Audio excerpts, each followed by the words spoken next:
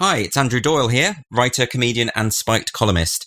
Before we get into this week's Spiked podcast, I just wanted to tell you a little bit about my own podcast, Culture Wars with Andrew Doyle. As we all know, the culture wars have exploded into the mainstream and they're having an impact on everyone's lives, whether we like it or not.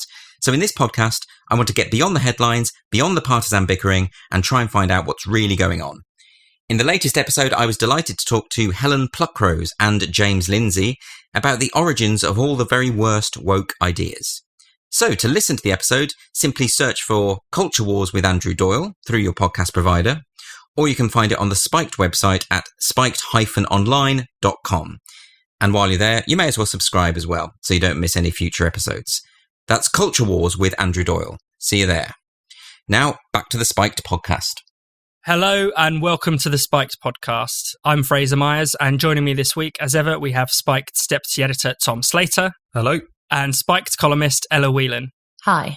Coming up on the show, the exams debacle, the end of Public Health England, and the Democratic National Committee. Exams aren't going to be taking place in this academic year. We have every confidence that the system that we've put in place is a robust system, a system that's fair for the pupils. But there's controversy because the figures for England show that 39% of grades were marked down, while 2% went up. I'm incredibly sorry for the distresses it's caused to those young people. Perhaps one of the most visible consequences of the lockdown has been the turmoil it has caused to exams. When exams were scrapped earlier this year, a system was devised to allow schools to give pupils predicted grades, which would then be moderated by an algorithm.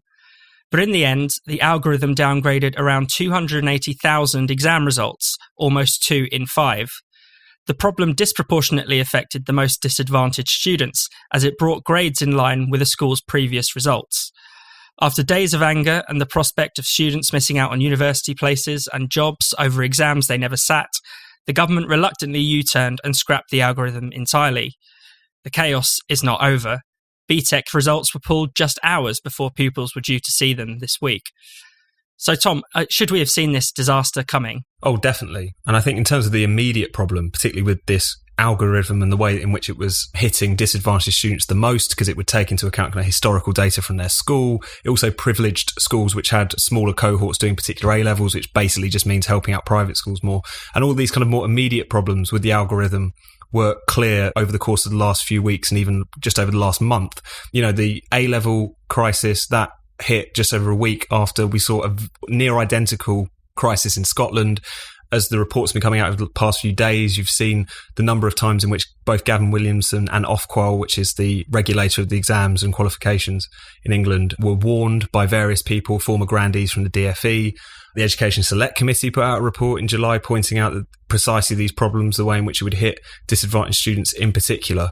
And so increasingly, Gavin Williamson's line that he only really clocked the issues with it over the weekend, even after the A-level results came out, was obviously untenable. But at the same time, I feel like there's been a slight level of dishonesty in the discussion, insofar as there was always going to be some sort of horrendous crisis to deal with the moment at which you cancelled exams.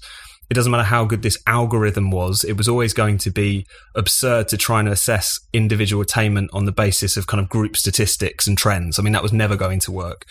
And one of the things that I think is unfortunate, and we see it throughout the coronavirus discussion, is that you have a lot of people criticising the government rightly when they get it wrong, when they show rank incompetence, as Gavin Williamson has definitely over the course of this crisis, but fail to really make the killer point because they supported a lot of these measures in the first place. They supported the closure of schools. They supported the cancelling exams. If anything, they wanted it to be shut down, 2 weeks earlier in each case, rather than actually criticising it on that point. And that really didn't need to happen. You can kind of understand why the schools would be closed in a moment of kind of global panic. But at the same time, as more and more information came out about how the virus wasn't really affecting young people, as we saw the incidence of infections amongst young people in places like Sweden, where they kept more or less all schools open under 16, again, there was no move. And in the questions of exams, again, these are things which even before the pandemic were done basically in a socially distanced way. You saw Germany, which is obviously held up as a great example to the rest of us most of the time. They went ahead with exams, even though there were concerns both about safety and about attainment. They even saw in some areas students do better than last year. And again, I think it just comes down to there's a tremendous kind of presentism in the way that we've been responding to the coronavirus crisis, so much so that even the obviously disastrous impact of shutting down huge areas of social and civic life, like shutting down your education system, basically, and cancelling exams, in Scotland's case, at least for the first time in history, all of that was just kind of thrown out of the window. Could someone else have dealt with it better? Almost certainly. I think Gavin Williamson will stay in the cabinet, but purely on the basis of the fact that he knows where the bodies are buried, etc. But at the same time, I think all of this stems from that initial crucial mistake, which was to throw everything at stopping coronavirus, to be so precautionary that you actually end up doing things which were going to do more damage and not create much benefit. And I think the problem is a lot of people, certainly in the political class, can't criticise it because they supported all of these extreme measures themselves in the first place. Ella? Yeah, well, Tom's talked about presentism, but it's very difficult to get anyone to look at the wider context for this. So, of course, it's a big problem that lots of kids have been cheated, lots of bright kids have been cheated out of their good grades. But you've also got to ask the wider question of why the education system has been set up in such a way, pandemic or no pandemic, that, for example, lots of kids are failing throughout the school year and only really managed to pull it together at the last minute. So while everyone was kind of bemoaning these A-star grade kids, which is a big problem that they got downgraded to B's and C's and even D's in some cases, you know, what about your classic low attainer who actually is very bright and only really gets it together at the last minute? Those kids have also been cheated out of their opportunity to prove themselves. And it was actually quite heartening, out of all the protests that have been happening with school pupils, that while some of them have been sort of just blaming the government, rightly so, for screwing up their future, lots of them were holding up placards saying, let me sit my exams, let me sit my test, let me get back into school, because there was a sense of injustice at not being able to prove themselves. And when taking into consideration the wider context, again, it's very easy to point the finger at Gavin Williamson. You know, this is a guy who's notorious for failing to step up in the situation and be the kind of leader that you should be in a given subject. I mean, he's famously the guy who told Russia to go away and shut up. So it was unlikely that he was ever going to handle this particular scandal that everyone knew was coming very well. And he's just embarrassed himself again. But, you know, there are wider questions, as Tom brought up the issue of the fact that kids not being allowed to go into school, and the government has to answer to that, not a single minister.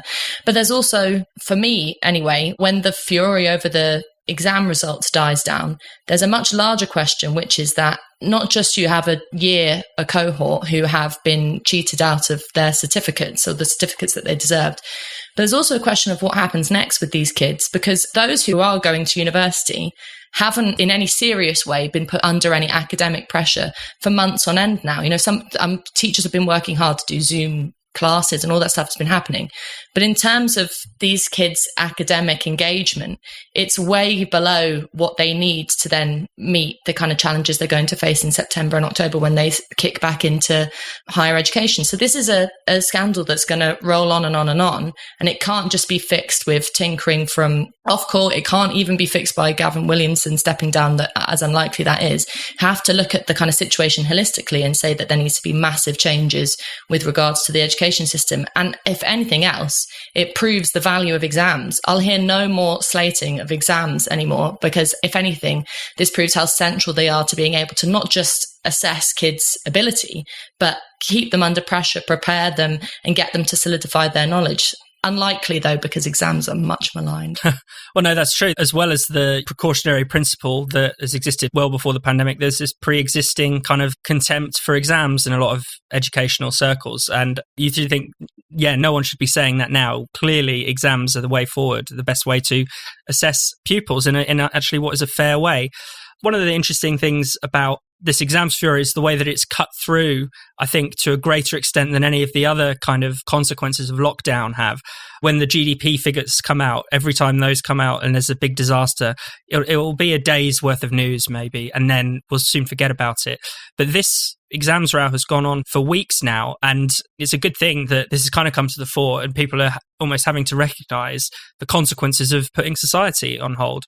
The only thing is that because it has a kind of crunch point, there's a results day. Other public services don't really have that. And, you know, they're kind of a ticking time bomb. So issues that are just as, if not more important, like the soaring waiting lists in the NHS or the massive backlog in the courts. There's not going to be a particular focus or a day that's going to lead people to say enough is enough. How do we deal with this? So those kind of long-running other disasters that are waiting to happen are just not getting the attention that they deserve, I think. No, I think that's right. Joanna Williams made this point on Spiked this week about this issue, talking about how much the way in which the schools were closed and the exams were called off, how much that shows a kind of contempt for education, a lack of belief in it, a lack of understanding of how important it is, in part because of actually kids' future earnings potential. I know that's not the point we should focus on, but at the same time, it is true that if you, again, deprive kids of schooling for long periods of time, it is going to really hurt them in later life. Brookings Institution did some research into this recently, suggested that even adjusting for online learning, it's really going to hit kids in the future. It also, just in terms of general educational development, social development, there's research earlier this year that something like 2 million children have done no schoolwork over the course of this period. We know that it's deepened inequalities between private school kids and comprehensive kids, between kids at comprehensives in richer areas and kids at comprehensives in poorer areas. All of this was clear. But at the same time, when you talk about some of the other crises that we've seen and we're going to see, as you noted to there, Fraser, some of the health issues, it's not just that education or various other areas of life were kind of thrown under the bus in the pursuit of trying to keep us healthy. Other areas of health were thrown under the bus in the pursuit of trying to keep these numbers down. And I think it's quite interesting because we've been talking a lot about the precautionary principle recently and the way in which that's been guiding government policy, perhaps to its faults. But at the same time, there's something fundamentally cautious about some of the decisions that have been made. Closing down your entire education system for such a long period of time was almost guaranteed to do tremendous damage. Closing down your health system and only really limiting it, or at least focusing on one particular area and one particular disease, was always going to have disastrous long-term consequences. And I think in a way we've got to kind of shift away from looking at a lot of these decisions around lockdown, around education, around the health service as a cautious approach, as a safety-first approach, when if anything, the negative impact of them was more clear at the beginning of this crisis than some of the health impacts around coronavirus, which we're learning about all of the time. So I think one of the things that's been so shocking about the recent period is not how cautious governments have been, but in many respects how reckless they've been, insofar as just casting entire areas of life into disarray, and young people in particular, at least in terms of what we're talking about at the moment, really having to bear the brunt of all that. Another issue that I've been thinking about is, the crisis of authority in education, because you have to ask the question, who's in charge here? Because the government is flailing. It's, it tries to implement this new strategy based on algorithms, and then sure, it was bad. I'm glad that it was overturned. But the very fact that they kind of, as Tom says, Williamson pretended like he didn't know, or if he didn't know, then that's terrible. Seems, who is actually holding the reins here? Ofcall predicted that it was, 60% accurate. Who's in charge there? There's the issue of the kind of panic around not being able to trust teachers' grades because they'd be inflated. Again, why aren't we trusting the authority of teachers to be able to represent their pupils properly? All these questions lead to much bigger rifts in the education system. I mean, it's not kind of rocket science to know that the reason why kids in private schools or kids who go on to Oxbridge succeed, it isn't just because of resources and wealth. It's because in those places, there's a deep sense of authority, and young people get hothoused, and you have exams every week and essays, and you come out at a much better academic level than others. So, I'm trying to suggest massive changes in the education system, I'm aware, but a regaining of the sense of authority is at least a starting point. ExpressVPN lets you access the internet as if you're from a different country. Netflix has different shows and movies available depending on where you are. With ExpressVPN, you can unlock thousands of new shows and movies from streaming libraries across the globe. There are hundreds of VPNs out there, but ExpressVPN is ridiculously fast. You can stream everything in HD quality with zero buffering. ExpressVPN is available on every device: phones, laptops, tablets, even your smart TV. ExpressVPN works with many streaming services: Netflix, Amazon Prime, BBC iPlayer, YouTube, and many more. And you can choose from almost 100 different countries. It's really easy to use. Just fire up the ExpressVPN app, you change your location, hit connect, and then refresh the page you're on, and the show or movie you want to watch should magically appear. One thing I enjoyed rewatching was Pulp Fiction, which you can get on Netflix USA, but not here in Britain. If you're listening from outside the UK, I'm sure there's some fantastic British comedies you're missing out on that are exclusive to UK streaming services. If you use the Spiked podcast link right now, At expressvpn.com/spiked, you can get an extra 3 months of ExpressVPN for free. That's expressvpn.com/spiked.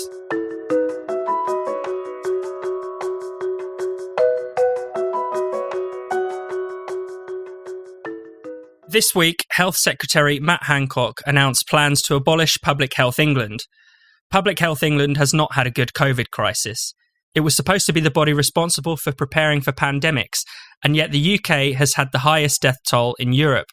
In recent weeks, it was discovered that Public Health England had vastly overcounted the number of people dying from COVID, and the figures had to be revised down by more than 10%. This, it seems, was the final straw.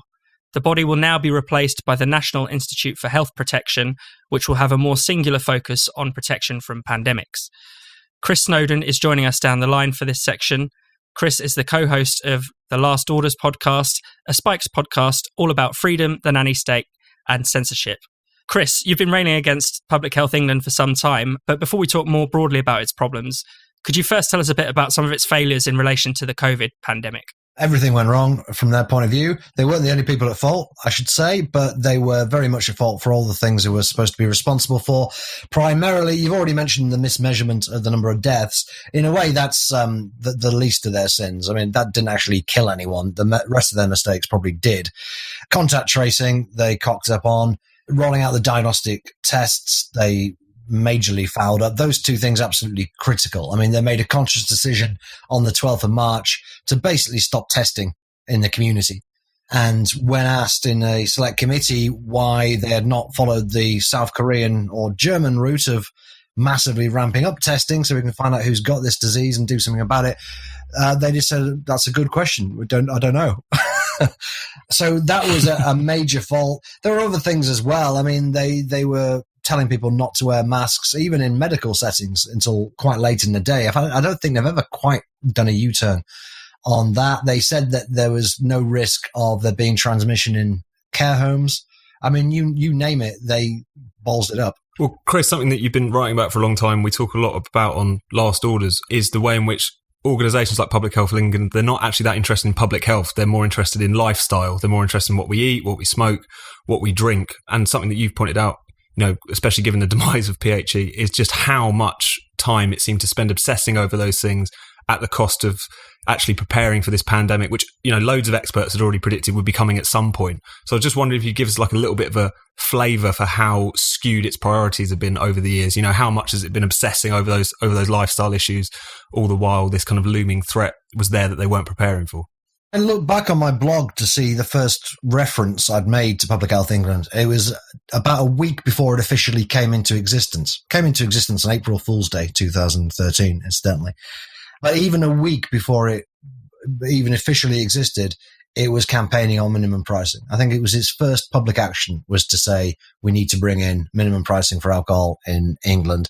It subsequently came up with some really very low quality reports and research on alcohol. To be fair, it came up with some good stuff on vaping, and I hope somebody will continue that in Public Health England's absence. But it's stuff on alcohol. It's stuff particularly we've discussed many times on the Last Orders podcast on food.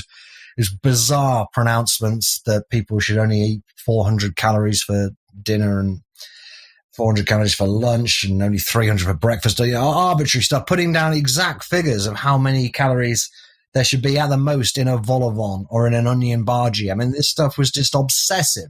And then, of course, they proceeded to pressure the food industry into reformulating all these products. So, yeah, it certainly gave the impression, in terms of its public-facing stuff, most people would be familiar with Public Health England because of its nanny state nonsense, which seemed to get worse by the year. To be fair, a huge number of people are working for Public Health England in their science campuses and in their labs who just quietly get on with the job, and they've done a pretty good job with, obviously not the pandemic preparation as such, but they did actually a good job of getting the diagnostic test developed in the first place. They're good with sequencing and so on. So a lot of decent scientists have been let down by Public Health England, but presumably all those people will now go to this new health protection agency. Most of them came from the Health Protection Agency in the first place. It was literally called the Health Protection Agency. It was closed down in favour of PHE, and now we've got the National Institute for Health Protection. Seems to me we're just going around in circles. We're just rolling the clock back 7 years to before PHE got involved or it was brought into existence. And we're going back to the old Health Protection Agency days, which no one really has any complaints about. They just got on with the job. They didn't allow their mission to creep onto political issues like health inequalities, which PHE is obsessed by, or by nanny state issues to do with alcohol and food. So great. Chris, I mean, is it clear cut? Do you think, that they're spending a lot more money on this nanny state stuff than on the kind of pandemic preparation stuff, which we would all agree we want to see in place? That is definitely true when you split up all the budgets. Most of the PHE budget goes to the local authorities. So every local authority by law has to have a local public health director. These people are typically paid around about £150,000. I'm never quite sure what they're actually doing, but they're certainly not preparing for a pandemic. The PHE itself obviously does have a pandemic and global health budget. When you add it up, it's been rising over the years, for one thing. So the idea that cuts to public health are responsible for the poor performance of PHE is just wrong. The overall budget for infectious disease, tropical disease, new diseases is much lower than what is spent mainly by the local authorities on obesity control and tobacco control and all this other stuff. So certainly with hindsight, you can say they should have been spending more of this money on stockpiling PPE. But I think even at the time, you could say that. In fact, I pretty much did say that. I mean, the kind of changes that the government's now bringing in are more or less what I've been suggesting for some years. You just have a public health agency that only looks at infectious disease and environmental hazards, which is to say genuine public health issues, not nanny state issues. Ella? You mentioned earlier on the kind of mistakes that PHE made throughout the pandemic. I mean, Rob Lyons in his column for Spike points out the worst one when they said they actually issued a statement saying it remains very unlikely that people receiving care in a care home or the community will become infected. And you have to wonder how they could have got that so appallingly wrong, so wrong that they retracted that statement. The reason why it's important to point out those things is really, Chris, how celebratory should we be about the end of PHE? Because isn't the problem actually not just that you set up a new body or you change the structure of this particular kind of political outlook, but that the problems with it still remain? Thinking about the ongoing obsession with obesity, whether or not PHE is there or not, the desire to put resources into programs like Change for Life, where you sort of, as you say, tinker with calorie counting and insult people with kind of specialized advertising, rather than doing concrete things like opening up parks that have been locked down for months or building new sports centres. Is the kind of politics behind all of this going to remain, and should be worried about that? Just as, is the closure of PHE going to actually mean anything concrete in the way that we might see it as a positive for moving away from the nannying attitude of government policy in this area? I'm going to celebrate it anyway, because I don't get many opportunities to celebrate. It's been a good week with Turkey Twizzlers coming back and this happening. I understand that this doesn't mean that the nanny state is dead in Britain or England at all. The government has just launched a whole load of anti-obesity policies, for one thing. It's unthinkable that they're going to turn around and get rid of all the people who are driving this stuff forward. There's a lot of people on pretty nice salaries in public health who are going to be feeling extremely threatened by this. They will be very vocal about it. They already are. There's already been people in the media saying that the government must secure the anti-smoking programs and the anti-obesity programs and so on. So it's not going to disappear. The question is, where does it go? The worst case scenario would be that the government capitulates and sets up a public health 2.0 to go along with the new National Institute for Health Protection. And that would be, apart from anything else, just really, really wasteful. And Chris will be back on Last Orders, talking more about this in more detail. To find Last Orders, just search for it using your podcast provider or go to the Spiked website at spiked-online.com. Make sure you subscribe so you never miss an episode. One of the many things I love about the Great Courses Plus streaming service is getting to learn from actual experts who know how to teach. The Great Courses Plus has real professors, people who have spent years studying their field, and most importantly, these are people who know how to teach and engage with people. One of my favourite courses I've listened to so far has been America After the Cold War, the first 30 years. It's taught by Patrick N. Allett from Emory University, and it offers a fantastic reminder of the seminal moments leading up to the turbulent political era we now find ourselves in. One of the things that impressed me most was his ability to remain impartial when grappling with difficult and controversial issues and debates. With a vast selection of subjects, the Great Courses Plus truly has something for everyone. Learn to become a great writer, practice mindfulness, or delve into astrophysics. And with the Great Courses Plus app, you can learn anytime, anywhere. It's so easy. I love this streaming service. It's the perfect time to try the Great Courses Plus today. Right now, they have a limited offer just for listeners of the Spike podcast. An entire month of access for free. That's access to any and all of the courses for the next month, completely free. Don't wait any longer. Go to thegreatcoursesplus.com/spiked. That's thegreatcoursesplus.com/spiked.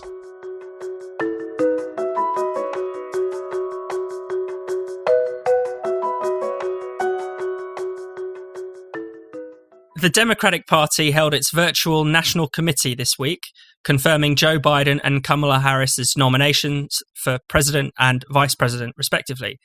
Aside from the nominees, there were cameos from ex-presidents like Barack Obama and Bill Clinton, and former first ladies like Michelle and Hillary.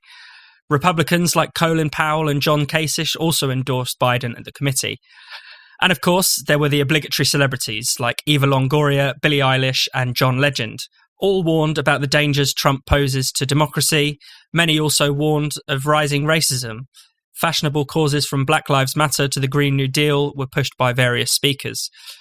For months, Biden has had a comfortable lead in the polls, but now finds himself with a similar lead to Hillary Clinton at the start of the 2016 race. Is there a danger here that Democrats could be repeating the same mistakes that cost them last time? Ella, what are your thoughts? I think they are repeating themselves. I mean, to a point beyond farce now, and not just in terms of the polling, which is really interesting. You know, one putting their odds at winning the election at almost exactly the same number as was in 2016 between Trump and Clinton. So that's 29% to Trump and 71% to Biden. And many of these forecasts make the point that it's still August, that there's still a huge amount to play for, and there's still a huge amount that both candidates can do wrong, crucially, because there's certainly not a lot that either are doing right at the moment. But watching the Democratic convention, it is remarkable how I felt like I was watching the Oscars in terms of the vacuousness of the discussions, the contributions. I mean, you had the classic, you mentioned Eva Longoria, hosts like Tracy Ellis Ross, basically trying to play on the celebrity factor, which everyone knows did nothing for them when it was Clinton in 2016. In fact, it actually turned people off.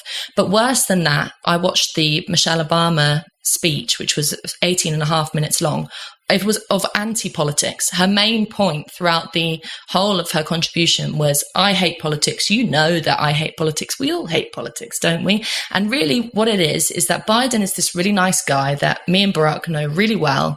And Trump is this really unpleasant guy. And you've just got to pick who you think cares about our children more. That is a fair summation of the points that she made. It didn't go any deeper than that.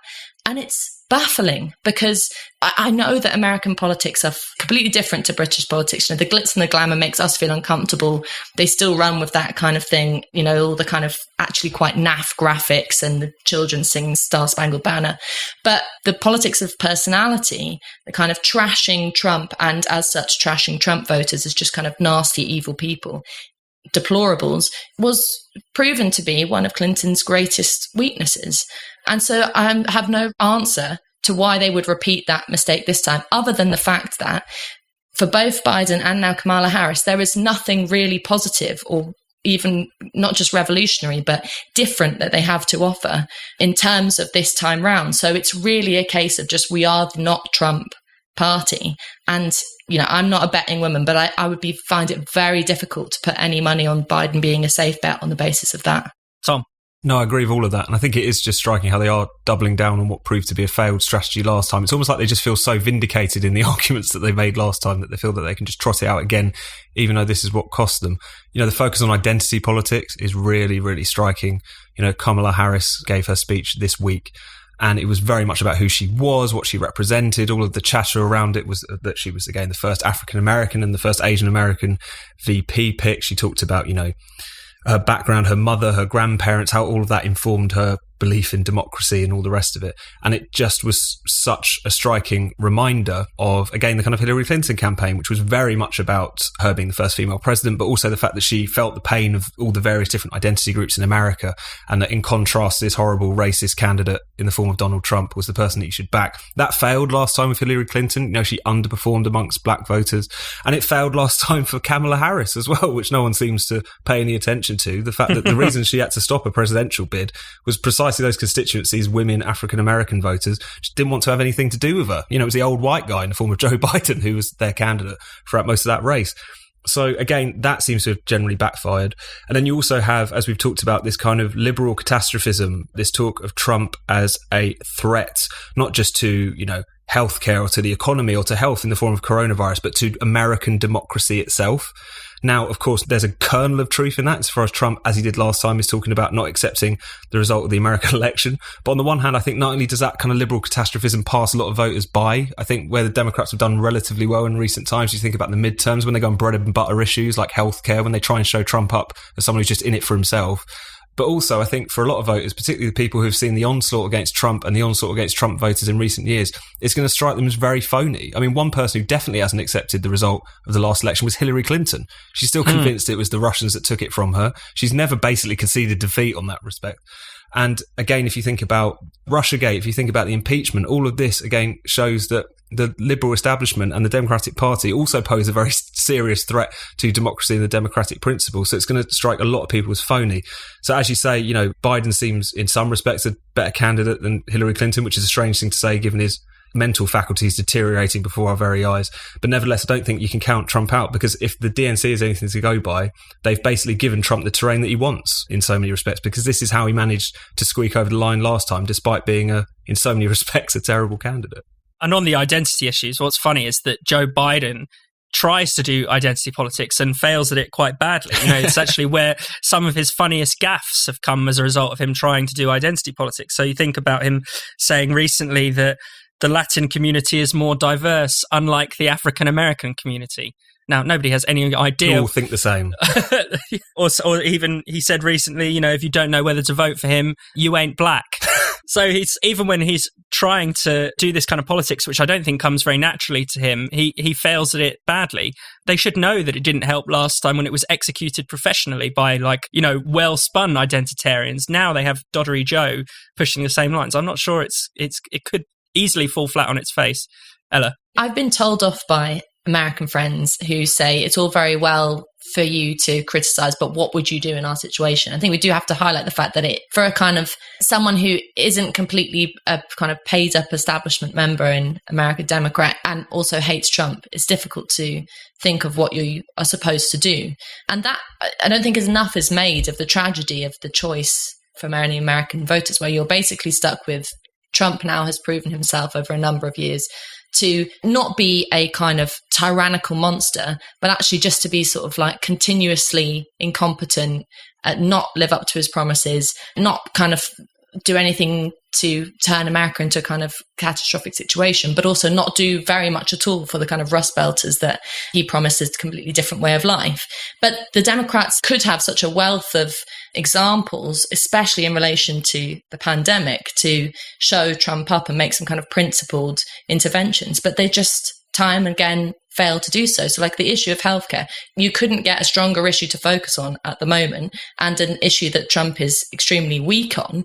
And yet both Biden and Harris, famously in the debates months ago said, Medicare for all was a sort of impossible pipe dream that was never going to be realized. And now Harris, having criticized Biden on that, has now come into line and say, we want to have an approach that's sort of incremental change. And wow, that's really going to set voters on fire for you. In the middle of a pandemic, you can't come up with any kind of revolutionary change for healthcare, despite the fact that it's very obvious that poor people are dying in their thousands across the United States. So it's history repeating itself. But worse than that, there is no possibility for change, because the only sort of rebellious new blood in the Democrats is on the basis of identity politics, as Tom says, like Alexandria Ocasio-Cortez, who again, has nothing really that interesting to say other than mouthing off about institutional racism now and again. So what change does American politics need to see? If you're there and you're a voter, I understand that the choice is very difficult and people are saying, well, you just have to vote for Biden because he's not Trump. But that's not a kind of positive engagement in politics. And it's inevitably, I think, it's not going to work.